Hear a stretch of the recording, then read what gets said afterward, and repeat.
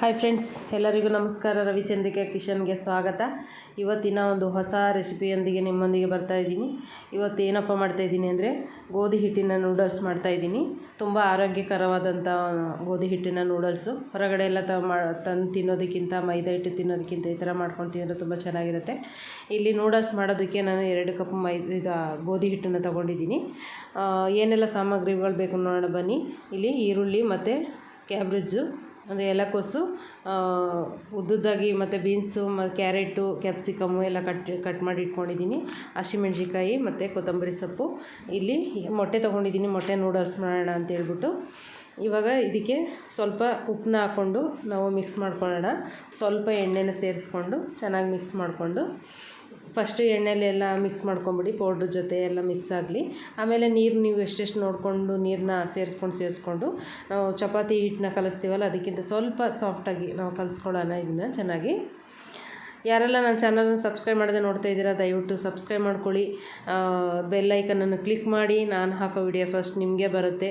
ನೀವು ಕೂಡ ಇದೇ ಥರ ಟ್ರೈ ಮಾಡಿ ಹೇಗಿದೆ ಅಂತ ಕಮೆಂಟ್ ಮಾಡಿ ತಿಳಿಸಿ. ತುಂಬಾ ಟೇಸ್ಟಾಗಿ ತುಂಬ ಚೆನ್ನಾಗಿರುತ್ತೆ. ಆರೋಗ್ಯಕ್ಕೂ ತುಂಬಾ ಒಳ್ಳೆಯದು.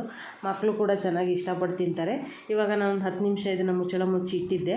ಇವಾಗ ಮತ್ತೆ ಚೆನ್ನಾಗಿ ನಾದ್ಕೊಳ್ಳೋಣ. ಇದನ್ನು ಚೆನ್ನಾಗಿ ನಾದಿ ಈ ಥರ ಉಂಡೆಗಳನ್ನ ಮಾಡಿಕೊಂಡು ನೋಡಿ, ಇದು ಚಕ್ಲಿ ಮಾಡ್ತೀವಲ್ಲ ಅದು ಚಕ್ಲಿ ಇದಕ್ಕೆ ಹಾಕ್ಕೊಂಡು ನಾವು ಅದರಲ್ಲಿ ಶಾವಿಗೆದು ಇದು ಬರುತ್ತಲ್ಲ ಬಿಲ್ಲೆ, ಅದಕ್ಕೆ ಹಾಕ್ಕೊಂಡು ನಾವು ಒತ್ಕೊಳ್ಳೋಣ. ಈ ಥರ ಚಕ್ಲಿ ಮಾಡೋದು, ಚಕ್ಲಿಗಳನ್ನ ತೊಗೊಂಡು ತುಂಬಾ ಈಸಿ ಇರುತ್ತೆ ಇದು ಒತ್ತೋದಕ್ಕೆ. ನೀವು ನಿಮ್ಮ ಮನೇಲಿ ಯಾವುದಿರುತ್ತೆ ಅದನ್ನು ತೊಗೊಳ್ಳಿ. ಇವಾಗ ಇದನ್ನು ಅದು ಬಿಲ್ಲೆನ ಹಾಕ್ಕೊಂಡು ಟೈಟ್ ಮಾಡ್ಕೊಳ್ಳೋಣ. ಚೆನ್ನಾಗಿ ಟೈಟ್ ಮಾಡಿಕೊಂಡು ಹಿಟ್ಟನ್ನ ಹಾಕ್ಕೊಂಡು ನಾವು ಇದನ್ನ ಶಾವಿಗೆನ ಥರ ಒತ್ಕೋಬೇಕು. ಎಷ್ಟು ಬೇಕೋ ಅಷ್ಟು ನೋಡಿಕೊಂಡು ಹಾಕ್ಕೊಳ್ಳಿ.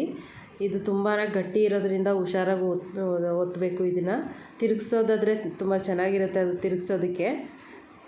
ಇದು ಸ್ವಲ್ಪ ನೋಡ್ಕೊಂಡು ಹುಷಾರಾಗಿ ಒತ್ತಬೇಕು, ಇಲ್ಲಾಂದರೆ ವೆಲ್ಡಿಂಗ್ ಬಿಟ್ಟು ಹೋಗ್ಬಿಡ್ತಾ ಇದೆ. ಇದು ಹಿಟ್ಟು ಗಟ್ಟಿ ಇರೋದ್ರಿಂದ ಇದು ಮಾಡಬೇಕು. ಇವಾಗ ನಾನಿಲ್ಲಿ ಕಡಾಯಿನ ತೊಗೊಂಡು ಬಿಸಿನೀರನ್ನ ಕಾಯಕ್ಕೆ ಇಟ್ಟಿದ್ದೆ. ಅದಕ್ಕೆ ಸ್ವಲ್ಪ ಉಪ್ಪು ಹಾಕ್ಕೊಂಡು ಮತ್ತು ಎಣ್ಣೆ ಹಾಕ್ಕೊಂಡಿದ್ದೀನಿ. ಇದು ಬಿಡಿ ಬಿಡಿಯಾಗಿ ಬರಲಿ ಅಂತ ಹೇಳ್ಬಿಟ್ಟು, ಅಂಟಲ್ಲ ಅಂತ ನೋಡಿ. ಈ ಥರ ಚೆನ್ನಾಗಿ ಒತ್ಕೋಬೇಕು. ಒತ್ಬಿಟ್ಟು ಅದು ನೀರೊಳಗೆ ಹಿಡ್ಕೊಂಡು ಒತ್ಕೊಳ್ಳಿ, ಇಲ್ಲ ಸಪ್ರೇಟ್ ನೀವು ಪ್ಲೇಟಿಗೆ ನಿಮ್ಗೆ ಹೆಂಗಾಗುತ್ತೆ ಹಂಗೆ ಮಾಡ್ಕೊಳ್ಳಿ. ಅದರೊಳಗೆ ಹಾಕ್ಕೊಂಡು ಸ್ವಲ್ಪ ಒಂದು 10 ನಿಮಿಷ ಅದನ್ನು ಬೇಯೋದಕ್ಕೆ ಬಿಡಬೇಕು. ನಿಮ್ಗೆ ಗೊತ್ತಾಗುತ್ತೆ ಬೆಂದರೆ ಸ್ವಲ್ಪ ಗಟ್ಟಿಯಾಗಿರುತ್ತೆ. ಅವಾಗ ತೆಗೆದು ನೋಡಿದ್ರೆ ಸ್ವಲ್ಪ ಗಟ್ಟಿ ಅನಿಸಿದ್ರೆ ಅವಾಗ ಎತ್ಬಿಟ್ಟು ಬೇರೆ ನೀವು ಒಂದು ಜಾಲರಿಗೆ ಹಾಕ್ಕೊಂಡು ನೀರನ್ನೆಲ್ಲ ಸೋದ್ಸೋಕೆ ಇಡಬೇಕು. ನಾನು ಎಲ್ಲನೂ ಹಾಗೆ ಮಾಡಿಬಿಟ್ಟು ನಾನು ತೊಗೊಳ್ತೀನಿ. ಇವಾಗ ಈ ಥರ ನೋಡಿ, ಸಬ್ ಜಾಲರಿ ಇದ್ದರೆ ಸಬ್ ಜಾಲರಿಗೆ ಹಾಕ್ಕೊಳ್ಳಿ. ನೀವು ಬೇರೆ ಜಾಲರಿ ಇದ್ದರೆ ಯಾವುದ್ರೆಲ್ಲ ಹಾಕ್ಕೊಂಡು ನೀರನ್ನೆಲ್ಲ ಚೆನ್ನಾಗಿ ಅದು ಬಿಸಿ ನೀರೆಲ್ಲ ಹೋಗೋಂಗೆ.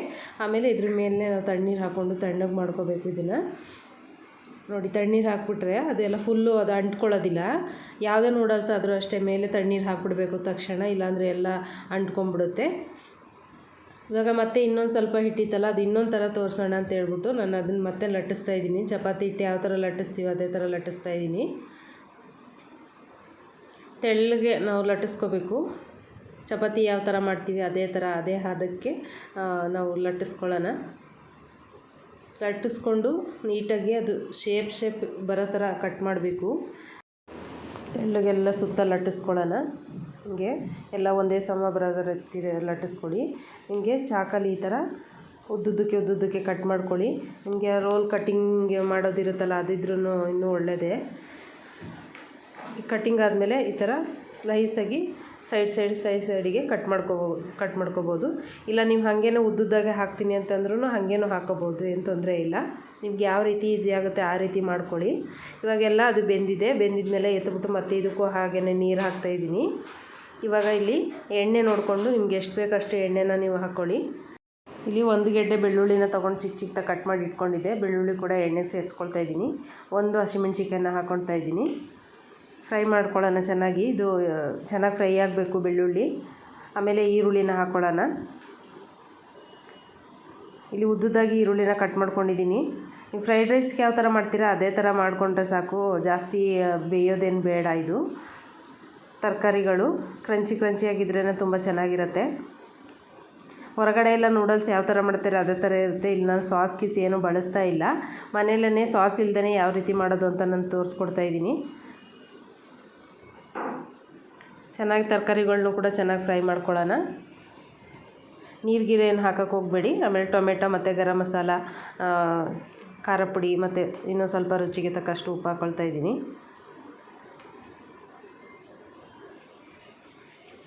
ಚೆನ್ನಾಗಿ ಇದು ಕೂಡ ಫ್ರೈ ಮಾಡಿ. ಇವಾಗ ಮೊಟ್ಟೆ ಅದು ತರಕಾರಿ ಎಲ್ಲ ಬೆಂದಾದಮೇಲೆ ಮೊಟ್ಟೆನ ಒಡೆದ್ಬಿಟ್ಟು ಹಾಕ್ಕೊಳ್ತಾ ಇದ್ದೀನಿ, 2 ಮೊಟ್ಟೆ.